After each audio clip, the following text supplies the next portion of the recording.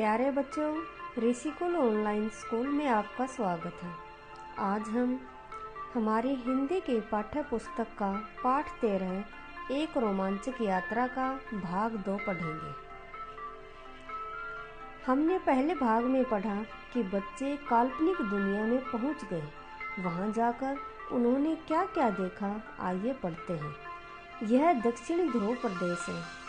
हम सब करोड़ों साल से इसी बर्फ महल में रहते हैं। महारानी ने जवाब दिया। चंदू ने कहा, मैं आपके सिपाहियों को कुछ कुछ पहचानता हूँ। हाँ, ये पेंगुइन पक्षी हैं। तुम लोगों की दुनिया से कुछ लोग अब हमारे देश में आने लगे हैं। उन्होंने हमारे सिपाहियों को देखा है, महारानी ने कहा। हमारी दुनिया के लोग आपसे मिले भी होंगे, चंदू ने पूछा। नहीं, मैं तुम्हारी दुनिया के बच्चों से ही मिलती हूँ। आदमी तो यहाँ आकर उथल पुथल मचाते हैं, हमारे हवेल को पकड़कर ले जाते हैं, उन्हें बेच देते हैं, महारानी ने कहा। अच्छा, चंदू बोला। जब बच्चे वहाँ पर चले जाते हैं तो वो महारानी से बातें करते हैं और महारानी उनको अपने देश के बारे में बताती है कि हमारे यहाँ पर अब तुम्हारे देश से भी लोग आने जाने लग गए हैं और यहाँ आकर वो बहुत उथल पुथल मचाते हैं, अर्थात यहाँ सब वो उलट पुलट कर देते हैं। महारानी सिंहासन से उतरकर बोली, आओ हम तुम्हें अपना देश दिखाएं। महारानी तीनों को साथ लेकर चल दी। यहाँ इतनी रोशनी कहाँ से आती है? यहाँ न तो सूरज दिखाई पड़ता है और न चंद्रमा, चंदू ने पूछा। यह महल बर्फ का बना हुआ है। हमारे देश में मीलों गहरी बर्फ जमी हुई है। बर्फ में चमक बहुत होती है। कभी कभी तो इसकी चोंच से तुम्हारी दुनिया का आदमी अंधा तक हो जाता है, महारानी ने कहा। वे लोग खुले मैदान में निकल आए थे। मैदान की सतह बर्फ की थी, हिमनद थे, जगह जगह जमे हुए झरने थे। तभी भयानक वो सब बर्फ में चले जाते हैं। वहां पर देखते हैं कि चारों तरफ बर्फ ही बर्फ दिखाई देती है और बहुत अधिक रोशनी होती है। तो महारानी ने बताया कि यहाँ पर जो बर्फ है वो उसकी इतनी अधिक चमक है कि चारों तरफ रोशनी ही रोशनी फैली हुई है और कभी कभी तो जो इसकी चमक से तुम्हारी दुनिया के आदमी अंधे तक हो जाते हैं। महारानी ने तीनों बच्चों को ये सब बताया। आंधी आई। चंदू, किशोर और मुन्नी एक दूसरे से लिपट गए। महारानी बोली, हमारे देश में तो ये आंधियां बराबर आती रहती हैं। इन्हीं से हमारे देश की शक्ल भी बदलती रहती है। आज जहाँ पहाड़ दिखाई दे रहा है, हो सकता है कल वहाँ मैदान है। तभी मुन्नी चिल्लाई, देखो सिपाहियों की कतारें। महारानी ने बताया, ये पेंगुइन ही हमारी फौज है।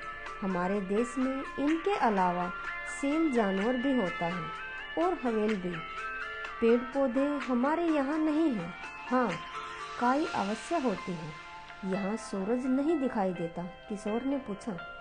हमारे देश में 6 महीने का दिन और 6 महीने की रात होती है। आजकल रात है, महारानी ने बताया। महारानी बहुत देर तक उन्हें घुमाती रही। वह उन्हें हिम नदों पर ले गई, बर्फ की घाटियों में ले गई जहाँ बर्फ के छोटे छोटे शहर बसे थे। तभी मुन्नी ने पूछा, अगर आपके देश की बर्फ गल जाए तो क्या यहाँ भी धरती निकल आएगी? महारानी ने तीनों बच्चों को अपना शहर दिखाया और उन्होंने बताया कि यहाँ पर जो पेंगुइन है वो हमारी फौज है और इनके अलावा हमारे यहाँ पर सील जानवर भी होता है। और महारानी उनको बताती है कि यहाँ पर 6 महीने का दिन और 6 महीने की रात होती है, लेकिन आजकल रात है। शायद महारानी बोली, अगर हमारे देश की सारी बर्फ पिघल जाए तो समुद्र में इतना पानी हो जाएगा कि तुम्हारी आधी दुनिया पानी में डूब जाएगी। क्या? तीनों एक साथ बोले, हाँ। और अगर दक्षिण और उत्तरी दोनों ध्रुवों की बर्फ पिघल जाए तो तुम्हारी दुनिया में एक भी जीव नहीं बच पाएगा, सब डूब जाएंगे, महारानी ने बताया। चलते चलते वे वापस महल आ गए थे। महारानी ने तीनों को अपना बाग दिखाया। वहाँ बर्फ के फूल खिले हुए थे। महारानी कहती है कि हमारे यहाँ पर इतनी अधिक बर्फ है और अगर यह बर्फ पिघल जाए तो इतना अधिक पानी हो जाएगा कि तुम्हारी आधी दुनिया डूब जाएगी। और यदि उत्तरी और दक्षिणी ध्रुव दोनों की बर्फ पिघल जाती है तो तुम्हारी सारी दुनिया में से एक भी जीव नहीं बच पाएगा, अर्थात सब डूब जाएंगे। और इस तरह से बातें करते करते वो वापस महल में आ गई। तितलियां उड़ रही थी। यह सब उन्हें बहुत अच्छा लग रहा था। समय काफी हो गया था, उन्हें वापस लौटना था। बर्फ की महारानी ने उन्हें विदा किया।